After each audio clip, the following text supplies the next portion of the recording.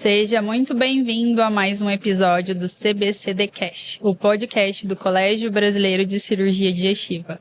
Eu sou a doutora Michele Daltro, cirurgiã titular especialista pelo Colégio Brasileiro de Cirurgia Digestiva, e estou aqui com o Dr. Ozzy. Estamos aqui na SBAD, de São Paulo, fazendo uma sessão especial do CBCDcast, recebendo os colegas de todo o Brasil, de renome nacional e internacional, falando sobre vários temas relacionados à cirurgia do aparelho digestivo. Eu sou o atual diretor de comunicação do Colégio Brasileiro de Cirurgia Digestiva e sou membro titular do Colégio Brasileiro também de Cirurgia Digestiva. E vamos receber aqui o professor Álvaro, que vai falar sobre um tema muito atual e que fala sobre duas coisas, tanto a obesidade, a cirurgia bariátrica, mas em especial um ponto que é a falha do sleeve gástrico e o reganho de peso. Quando e como reoperar? E para isso, então, como o Dr. Osmo já falou, estamos recebendo o Dr. Álvaro Ferraz, professor e pesquisador, professor titular de cirurgia na Universidade Federal de Pernambuco, chefe do Serviço de Cirurgia Geral do Hospital das Clínicas, membro do Comitê Assessor do CNPq Área Cirúrgica. E muito obrigado, Dr. Álvaro, por sua presença. É um prazer, uma honra a gente participar desse podcast.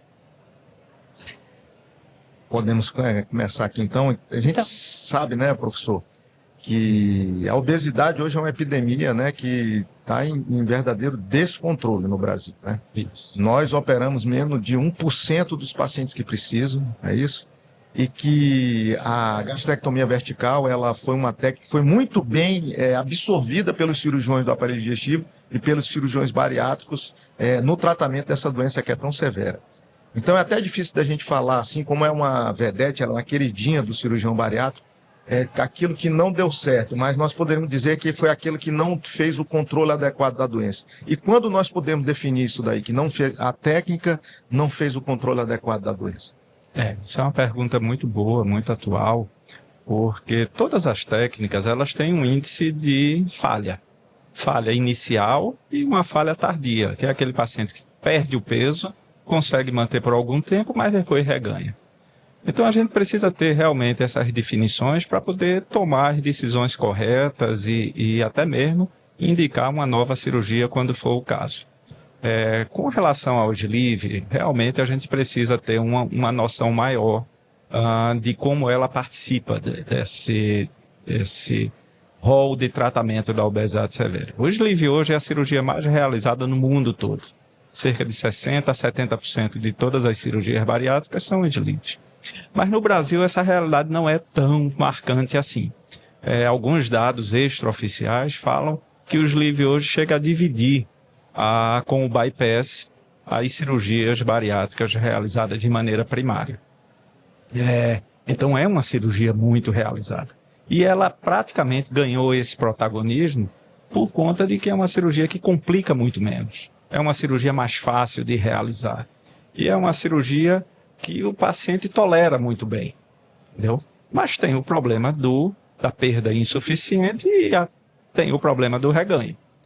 Se a gente for colocar isso em números, algumas estatísticas falam algo em torno de 20% a 30% das cirurgias de sleeve vão apresentar problema de reganho ou perda insuficiente. Se a gente for ver de uma maneira global, o resultado é muito bom. 70% vão perder e vão manter uma perda de peso boa. Então, a gente está lidando com um percentual pequeno.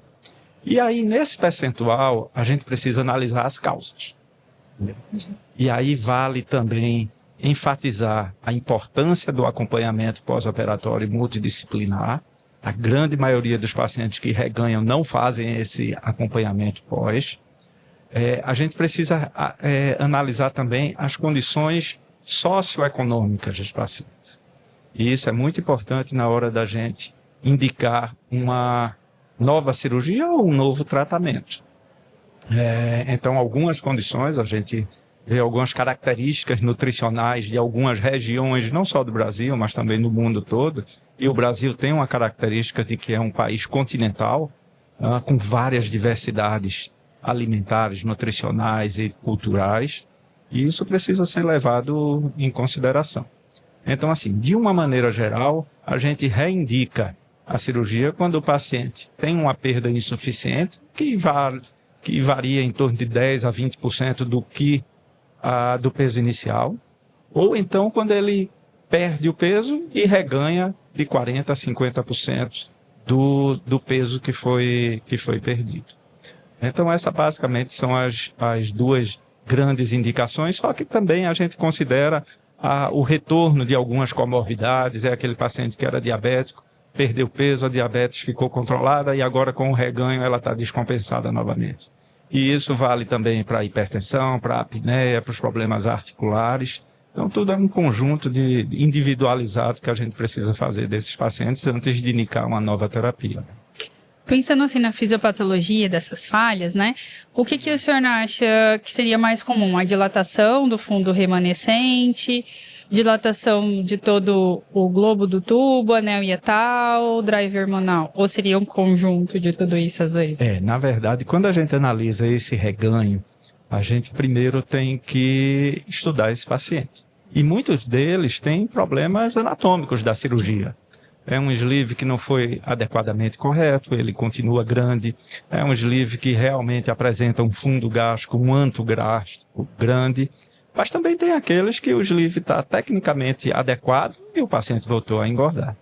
Então, são situações que interferem, inclusive, no tipo de tratamento. Então, se a gente pega um paciente em que ele teve uma reengorda importante, ele voltou ao peso inicial e aquela câmara gástrica está muito grande, a gente deve considerar, sim, uma reoperação e aí até analisar se vale a pena fazer um re-sleeve ou uma nova técnica cirúrgica. Dentro dessa avaliação pré-operatória que a gente for ver, nós precisamos também, eu não sei, compartilha desse mesmo pensamento, a obesidade, ela pode fazer uma comparação, a doença, a obesidade severa, né? Ela pode ser feita uma comparação como se fosse realmente uma doença maligna. Que existe a cirurgia, é das ferramentas de tratamento que são utilizadas, por exemplo, para o câncer, mas existe a quimioterapia, existe outros medicamentos, a radioterapia. Então, acredito que é o momento de nós deixarmos aqui na presença do super especialista como o professor Álvaro, a cirurgia é uma das ferramentas de tratamento de uma doença severa que é a obesidade. Tá? E que o sleeve é uma das ferramentas mais indicadas hoje no tratamento. Então, para avaliar se teve ou não teve, aqui, como nós estamos num podcast direcionado aos cirurgiões, qual seria o exame que você usa, por exemplo, algum exame de imagem, uma tomografia com volumetria, ou então um exame contrastado, para dizer que esse sleeve aqui não está legal. Dentro da endoscopia, o que a gente avalia, que não avalia? Na avaliação pré-operatória. Isso. Para analisar o estômago em si, eu uso dois exames. A endoscopia, que é fundamental. A gente precisa ter uma avaliação endoscópica, não só a avaliação endoscópica, mas histopatológica também. Análise, eu faço de rotina a biópsia do esôfago terminal e do estômago, para ter essa análise endoscópica e histopatológica. E um exame de imagem. No exame de imagem, o que a gente tem visto é que a tomografia é um exame fundamental e muito preciso para nos dar informações. Só que na prática nem sempre isso é possível. A gente vê, por exemplo, nos serviços públicos nem sempre a gente consegue e nos serviços privados os convênios bloqueiam de certa maneira. Agora, o estudo contrastado com raio-x, ele me dá algumas informações importantes. Então, quando eu não consigo a tomografia, eu solicito um estudo contrastado e tenho essa capacidade de uma avaliação melhor também. Mas eu acho fundamental, não só o exame endoscópico, como um exame de imagem, a seriografia ou a tomografia. E pensando assim, entre diferenciar da falha anatômica, de falha comportamental, né, que o senhor falou bastante, isso da classe social é uma coisa que eu, né, sempre pego no pé, porque assim, muito mais barato a gente comprar uma bolacha recheada do que comer 1 quilo de carne. Exatamente. Né? Isso a gente tem que levar em consideração isso também, né, doutor? E assim, tem vários programas de SUS, né? Lá no meu estado tem o estado tem um programa de cirurgia bariátrica, né? Mas tem que ter esse acompanhamento nutricional, essa ajuda de conhecimento.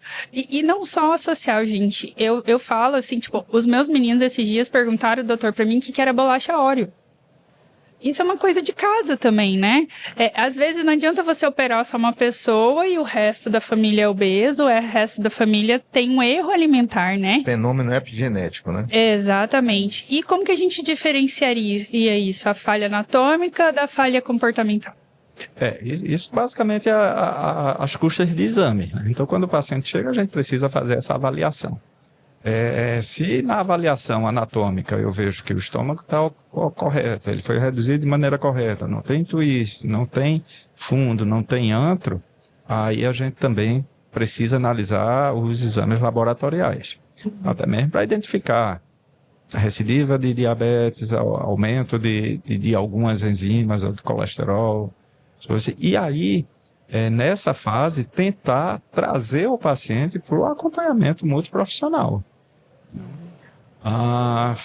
Passando essa etapa, aí a gente hoje tem a possibilidade de aderir ou de associar as medicações e numa terceira etapa, aí sim, pensar no resgate cirúrgico, uma nova cirurgia. Então, essas basicamente são as 3 etapas que eu acho que a gente deve considerar para todo paciente, não só de sleeve, mas para todo paciente que apresenta reganho ou perda insuficiente. Importante ter um nutricionista, né, junto ao seu lado, até de repente uma avaliação psicológica também, do ambiente, uma assistente social, seria até o ideal para uma... Era isso que eu ia complementar, sabe? Porque, assim, nutricionista e psicólogo é fundamental, é obrigatório, e eu acho que quase todas as equipes apresentam. Mas o que eu vejo, principalmente no serviço SUS, é que a ação da assistente social, ela é de uma importância fundamental. E ela consegue coisas que a gente, às vezes, não imagina. Então, por exemplo, ela sabe que uma prefeitura no interior lá de Pernambuco, eles têm a obrigação de colocar esse paciente num acompanhamento de saúde, das educação física, das academias do bairro. E ela consegue suplementação vitamínica, as medicações, tudo isso. Às vezes o paciente não tinha noção que teria direito ou teria acesso a essas coisas. Estando disponível, né? Exatamente. Às vezes eles não vão porque não sabem, é falta de conhecimento. E na hora que ela orienta, mostra o caminho, faz essa intermediação, isso torna mais fácil e às vezes a gente consegue resgatar alguns pacientes para esse acompanhamento. Né? Eu achei muito importante nessa avaliação pré-operatória que o senhor citou, sobre a biópsia do esôfago, né? E eu já vou aqui chegar para a pergunta de $1 milhão. A doença do refluxo recidivada num paciente que for operado de sleeve, contraindica um novo sleeve? Veja só, a doença do refluxo, ela está presente em qualquer cirurgia bariátrica, qualquer uma. Então, ela não é exclusiva do sleeve. Ela é mais frequente no sleeve. Isso é fato. Mas o que eu tenho visto é que, às vezes, a gente está se precipitando numa condição que talvez o tratamento clínico ou até mesmo alimentar vá melhorar isso. Não? Então, quando o paciente chega com uma queixa, a gente primeiro... Como é que a gente faz hoje num paciente que não foi operado e chega com a doença do refluxo? A gente modifica a alimentação, inicia até um tratamento clínico. E o que eu tenho visto é que esses pacientes respondem muito bem. A grande maioria, na hora que ajusta a alimentação, faz uma medicação, a gente consegue, inclusive, suspender a medicação. E em alguns períodos ele volta, como faz com qualquer pessoa que tenha refluxo. Não? Então, agora, a biópsia ela é fundamental, porque em sabendo que o sleeve dá mais refluxo, a gente tem que monitorar. Tem que fazer endoscopia sim no pós-operatório, tem que fazer a biópsia, porque às vezes a impressão visual não é a mesma da lesão histopatológica. Então a gente não pode subestimar. Não? Mas eu acho que o problema do refluxo no sleeve ele está superestimado e ele está assim, ganhando uma proporção que na prática clínica eu não vejo esse problema. E agora falando um pouco assim o senhor deve operar reopera muito sleeve? Tem que reoperar bastante? Não, mas eu reopero. Principalmente agora que está chegando aqueles pacientes com mais de 10 anos de operado, a gente vê alguns reganhos, mas por outro lado, a introdução dessas medicações novas tem nos mostrado um efeito muito grande, muito bom nos pacientes com reganho também, sabe? E quais são as dificuldades mais específicas dessa revisional de sleeve, assim? Tem alguma coisa mais específica? Será das aderências? Às vezes um esôfago mais torcido, né, para identificar? Quando o paciente chega e vai para uma reoperação de sleeve, a gente basicamente tem 3 situações, né, que é o reganho, o refluxo e algum problema anatômico. Um twist, um fundo muito grande, um antro muito grande. Normalmente, como quase todas as cirurgias hoje são feitas por vídeo ou por robótica, o índice de aderências e a reoperação não é tão complexa quando aquela cirurgia que foi feita de forma aberta antigamente, né? Então a reoperação do sleeve tem sido geralmente uma cirurgia, uma reoperação tranquila, um pouco mais trabalhosa, claro, do que a primeira, mas nada que comprometa resultados nem que aumente as complicações. Um dado importante que precisa ser considerado é que tipo de cirurgia a gente vai escolher. E aí é um outro capítulo que eu acho que precisa de considerações e de uma análise muito profunda e muito adequada para a gente não introduzir mais complicações do que ele já tem. Eu vou pegar esse gancho aí, porque recentemente a Sociedade Brasileira de Cirurgia Bariátrica e Metabólica, junto com o CFM, ela disponibilizou novas normas com a chegada de técnicas, né, emergentes. E geralmente quando se fala de conversão do sleeve, né, nós ficamos no bypass e agora vem também a bipartição intestinal, ou seja, a gente tenta resgatar esse sleeve fazendo uma bipartição intestinal, né? Nesse ponto aí, como que você vê a avaliação do que vai para um ou que vai para outro? Olha, eu trabalho numa instituição que a gente é muito forte na parte de pesquisa. Tem muitos protocolos em andamento, inclusive com bipartição. Mas assim, o paciente chega e vai ser reoperado, passou por todas essas etapas, a gente indicou a reoperação do sleeve. Tem 2 cirurgias que são as preferenciais, ou o re-sleeve ou o bypass. Certo. São 2 condições. Essas outras cirurgias, inclusive a bipartição, que foram introduzidas agora em maio desse ano, elas são muito bem-vindas. São muito bem-vindas porque aumentam o leque de alternativas. Mas a gente tem que ver também que são cirurgias relativamente novas, certo? Algumas mais antigas, e cirurgias que elas introduzem uma condição que no passado a gente já analisou, que é a passagem da comida para uma área do intestino um pouco mais à frente, uma desabsorção maior.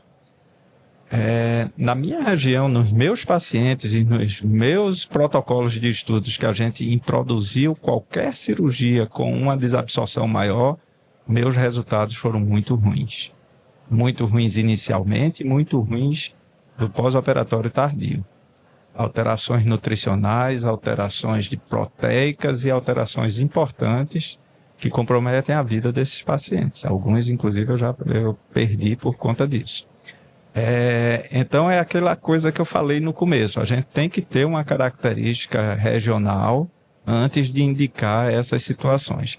Eu tenho um problema muito sério que eu ainda não consegui resolver, que é o retorno do paciente, o acompanhamento pós-operatório. 70% dos meus pacientes não voltam depois de 2 anos de cirurgia. Isso é um dado preocupante. Muito, muito. E olha que a gente tenta Busca introduzir ativa, né? busca ativa, a gente introduz aplicativos de celular, chamamentos, mas a gente não conseguiu ainda aumentar esse retorno. E quando eu olho na literatura, não é muito diferente, não. Tanto nos Estados Unidos, algumas europeias, talvez a única região que consiga um acompanhamento tardio é a Escandinávia, né? Os países escandinavos. Mas isso é um problema real. E na hora que eu introduzo uma cirurgia que eu sei que vai causar algum tipo de problema absortivo, quer de vitaminas, quer de proteínas a longo prazo, eu tenho que levar isso em consideração. Então, eu tenho muito cuidado e sou muito restritivo nessa indicação desses novos procedimentos por conta dessa introdução. Respeitando características, né, regionais e de acesso do Exatamente. paciente. Isso é Agora eu essencial. vejo resultados excelentes em outras regiões. Então, ótimo, ótimo. A gente até vê o switch do Adenal, ele é indicado em alguns lugares com resultados muito bons. É uma cirurgia muito potente, mas na minha experiência não foi. Isso aí da desabsortiva, né? Tive um caso recente, uma paciente que ela fez sleeve, ela evoluiu com um refluxo bem importante, chegou a perder todo o peso lá que tinha que perder, mas ela tinha muito refluxo. E aí o cirurgião bariátrico fez um bypass por conta do refluxo, né? Na verdade, eu acho que ele fez a cirurgia que você acabou de fazer da bipartição intestinal. Porque ela evoluiu numa desnutrição que me chamaram para avaliar porque ela estava fazendo uma hepatite por desnutrição. E queriam que eu biopsiasse o fígado dela. Eu falei, gente, porque assim, fizeram todas as investigações de autoimune, de tudo, né? Falei, gente, isso aí é nutricional. Com certeza. Começaram a nutrir ela, né, de uma forma adequada, tudo. Falei, mas isso aí, a recuperação é meses, né, doutor? Igual o senhor falou. Então, assim, esse acompanhamento que a gente tem que ter desses pacientes em dieta desabsortiva, lembrar das complicações que pode ter, né? O paciente estava evoluindo para hepatite. Fez uma hepatite aguda mesmo por desnutrição. E conforme foi... E tem que ser uma forma correta essa realimentação também, né? Isso. Porque a gente pode ter muitas complicações de realimentação, né? Então, assim, e uma coisa que eu vejo muito das outras, não da sleeve, que eu tenho visto, é pancreatite crônica, né? Tem acontecido bastante. Sleeve chega a ter, porque não é uma área que eu mexo muito. Pancreatite crônica. Inclusive aqui na SBAD eu vou dar uma aula sobre insuficiência pancreática pós bypass. Mas a insuficiência pancreática, ela acontece em todos os procedimentos, inclusive no sleeve. Numa incidência menor, a incidência é em torno de 17%. No bypass pode chegar até a 45% de insuficiência pancreática. Então, são alguns problemas que a gente realmente tem que ter em mente que pode acontecer. E isso tem que ter um alto grau de suspeição para quanto mais cedo a gente identificar, mais cedo trata e o paciente consegue ter uma qualidade de vida sem muitas alterações. Nós não podemos perder a oportunidade, Michel, de lembrarmos que o cirurgião do aparelho digestivo ele está treinado, capacitado para fazer o tratamento da obesidade severa, mas existe um detalhe que aumenta progressivamente ao longo do tempo o número de cirurgias revisionais, cirurgias bariátricas revisionais, com várias técnicas que podem ser associadas. Qual é o detalhe disso? Eu vou perguntar exatamente sobre a experiência dele, da morbimortalidade de uma cirurgia bariátrica inicial, primária, que é o que a maioria do cirurgião do aparelho digestivo está capacitado, para uma cirurgia revisional, mesmo que não seja a cirurgia do sleeve, mas que seja uma outra cirurgia revisional, porque esse número de pacientes ele está cada vez de forma mais comum nos consultórios, porque senão o cirurgião ele começa a atividade dele dentro da cirurgia bariátrica, e um alerta que não é para começar pela revisional, não é isso? É muito importante essa consideração, porque de todas as estatísticas, o que a gente tem visto é que a cirurgia revisional ela gira em torno de 14% a 16%. E a cirurgia bariátrica em si, a primária, ela é muito segura. Sim. As estatísticas estão mostrando, ela é mais segura hoje do que uma colecistectomia. Ela é mais segura do que uma artropatia de joelho. Né? Então é uma cirurgia que não só se tornou muito segura, como rápida e com um custo decrescente importante. Na cirurgia revisional, isso pode mudar de cenário, certo? Por que eu estou dizendo que pode? Porque, como eu falei, algumas cirurgias primárias foram feitas de forma aberta, algumas cirurgias foram feitas por técnicas que mexem mais no abdômen. Então, por exemplo, uma revisional de sleeve é muito mais simples do que uma revisional de bypass, não? A revisional por vídeo é melhor do que uma revisional que foi feita de forma aberta. Então, tudo isso são considerações que a gente tem que ver. De uma maneira geral, esses números mostram que a cirurgia revisional complica de 4 a 6 vezes mais do que a primária. Então, isso também tem que ser levado em consideração antes de a gente indicar uma revisional, porque ela pode ter complicações. É aquilo que eu disse, a gente não pode introduzir um problema maior do que o paciente já tem. Então, se ele retorna para mim com um reganho, eu não posso introduzir, por exemplo, uma desnutrição nele, ou um problema absortivo mais grave e mais difícil de lidar do que o reganho. Então, tudo isso tem que ser pesado antes de a gente indicar uma nova cirurgia. Essas revisionais, elas têm mais chance de fístula, mais chance de sangramento, assim? O senhor tem? Isso. A incidência de complicações é de 4 a 6 vezes mais, né? Então, não só de fístula, sangramento, como obstrução intestinal e as outras complicações, embolia, as complicações cirúrgicas em si, né? Sim, então sempre, né, indicar bem, né? Eu acho que as canetas, né, os inibidores de GLP-1 veio para mudar o paradigma tanto das indicações, né, até das reoperações desses pacientes, né, mais antigos.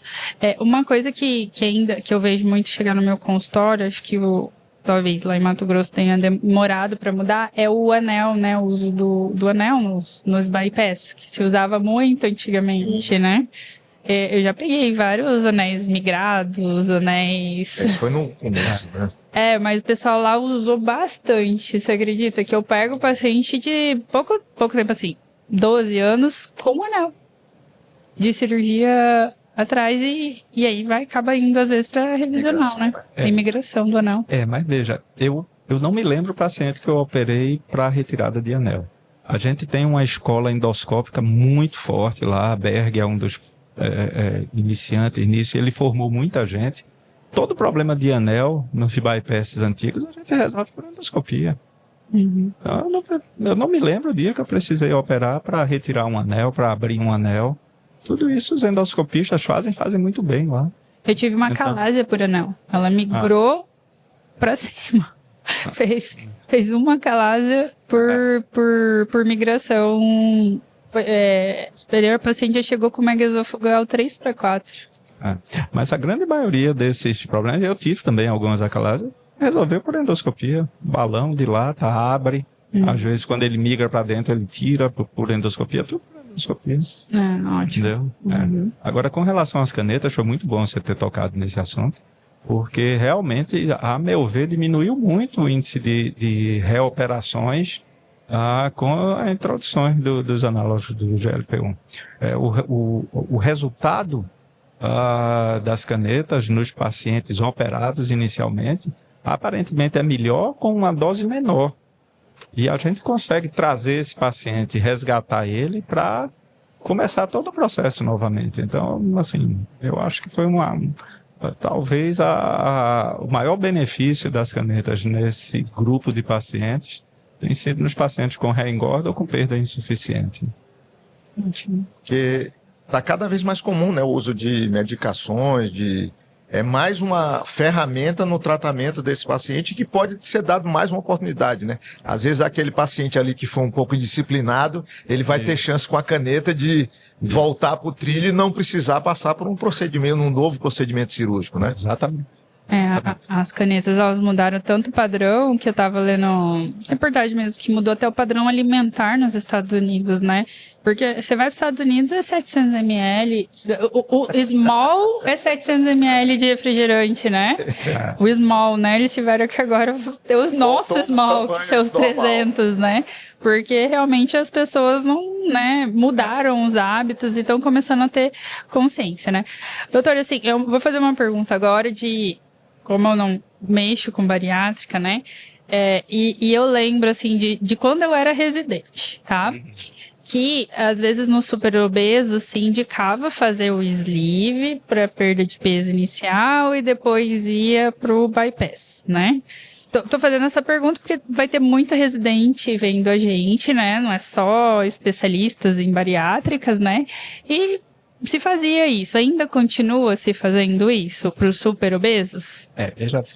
Se a gente for analisar a história do sleeve, ele começou dessa forma. Ele era um procedimento inicial para redução de peso e de comorbidades para poder fazer a cirurgia efetiva um pouco mais à frente.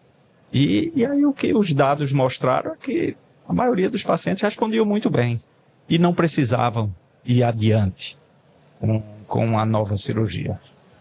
E aí o sleeve se consolidou como uma cirurgia primária no mundo todo, inclusive para os superobesos. Então, o superobeso a gente sabe que é uma população mais grave, mais difícil de ser operado e que complicam mais. Então, realizar um procedimento upfront mais simples, mais rápido e eficiente, talvez seja suficiente. O que eu tenho visto na prática é que os resultados do sleeve com superobeso são muito bons, e raramente eu tenho precisado complementar com uma nova cirurgia. Superobeso. A maioria eu tenho conseguido resultados muito bons. E agora, com a introdução das canetas, eu consigo inclusive associar o sleeve com as medicações e obter resultados que antes eu não tinha. Perfeito. Era uma dúvida que eu tinha quando era residente mesmo. Como eu não fui para a área de bariátrica, né? A gente acaba... Eu indico bastante bariátrica para os pacientes com estetose grave, né? Isso. Paciente jovem. E isso tem tido um ganho bem importante. Né? Isso, Michele, é um tema assim, que tem chamado muita atenção. Há cerca de 2 semanas saiu um trabalho no Medscape, que vocês podem ver, que a taxa a incidência de câncer relacionado à obesidade, que antes era de 3,5 por 100 mil habitantes, pulou para 13,4 por 100 mil habitantes. E uma desses carros-chefes é exatamente o câncer de fígado. Então, assim, o câncer ele tem aumentado muito, e principalmente aqueles cânceres relacionados à obesidade. E esses cânceres, que são 13, basicamente, 6 são do tubo gastrointestinal. Esôfago, estômago, fígado, pâncreas e colo. Então, a gente realmente precisa ter essa atenção, porque não é só a obesidade, são os efeitos que ela causa. E a incidência de câncer ela tem aumentado muito nessa população específica. O foco aqui do nosso CBCD Cash é justamente orientar o cirurgião do aparelho digestivo, que ele está aí capilarizado por todo o Brasil, felizmente, né? Nós temos sedes em todas as unidades da federação. Na sua experiência, em termos que começou aí o sleeve, uma experiência com super obesos, quando que você determina assim, um ponto específico para dizer, esse paciente aqui eu não farei sleeve, eu farei uma outra técnica, de preferência o bypass? Existe esse ponto ou não? Porque a gente, como cirurgião, a gente tem que ser um pouco alfaiate, né? A gente tem que adaptar a técnica para o paciente. Isso. Praticamente assim, no nosso dia a dia, eu não indico o sleeve quando o paciente tem uma doença do refluxo muito importante. Uma esofagite grau C, eu não indico o sleeve. Em algumas situações, talvez um diabético muito mal controlado, com uma reserva pancreática muito baixa, talvez eu indicaria um bypass também. Mas, basicamente, a doença do refluxo é o meu ponto de exceção na indicação do sleeve. Engraçado, todos nós aqui trabalhamos com fígado também, né? Com transplante, o professor Álvaro também. Por mais que a gente faça avaliação pré-operatória, ainda existe aqueles pacientes que a gente tem a suspeita quando a gente coloca a câmera. Não é isso? Isso. E a gente olha aquele fígado ali adoecido, e mesmo a nossa avaliação, ela não tem uma correlação muito efetiva com o resultado da biópsia. Quando faz isso, você está com um planejamento de fazer, por exemplo, um bypass. Você muda ali para o sleeve? Já. Essa surpresa, ela tem diminuído muito ultimamente. Cerca de 15, 20 anos atrás, quando a gente começou a fazer cirurgia bariátrica, a gente praticamente analisava o fígado às custas do ultrassom. Hoje a gente já tem alguns marcadores, o FIB4 é usado em todo paciente, a gente faz o FIB4 e faz a elastografia também. Então, a gente consegue ter uma avaliação pré-operatória desse fígado bem realista antes da cirurgia. Mas especificamente na tua pergunta, às vezes a gente é surpreendido e às vezes eu mudo sim. Na hora que eu já operei pacientes cirróticos, né, e eu fiz o sleeve, não fiz o bypass, apesar de alguns trabalhos, inclusive multicêntricos, mostrar que não há diferença entre o acompanhamento pós-operatório entre o sleeve e o bypass, certo? Mas a gente sabe que em alguns casos, principalmente quando o desvio da alça ele é muito grande, ele pode causar sim alguma alteração hepática. Porque a gente tem isso também de aprendizados de algumas cirurgias malabsortivas que eram feitas no passado e que causavam cirrose e causavam comprometimento hepático, né? Então, isso a gente também não pode... A gente tem que aprender com a história. A gente tem que conhecer exatamente para não repetir o que já foi feito. Uma pergunta final agora. Quais seriam os pontos para um sleeve perfeito que o cirurgião que está começando agora, que gosta da bariátrica, ele fez a residência, aprendeu, mas o recado que você deixaria para um sleeve perfeito, eu preciso tirar bem o ângulo, quais seriam esses pontos? De falar assim, essa cirurgia foi perfeita. A gente tem que fazer um tubo gástrico adequado. O tubo gástrico adequado consiste na retirada do antro e na retirada do fundo do gastro. Então, isso tem que ser feito de uma maneira adequada e, principalmente, tentar evitar as rotações desse tubo gástrico. Então, eu considero importante a fixação do tubo gástrico no epíplo, na gordura. Eu acho que isso dá uma sustentação adequada, inclusive para evitar a migração desse tubo para o tórax. E acho importante também tentar minimizar algumas alterações, principalmente lá no ângulo de Rich. Então, eu sempre indico e faço uma fixação do ângulo de Rich no pilar diafragmático para tentar restaurar um pouco aquela anatomia que foi modificada com os... Mas é muito importante ter essa consciência de fazer uma retirada boa de antro e fundo. É uma cirurgia que tecnicamente é fácil, mas ela tem algumas armadilhas que precisam ser... a gente precisa dar importância para não cair nessa falha técnica que pode causar problema no futuro do paciente.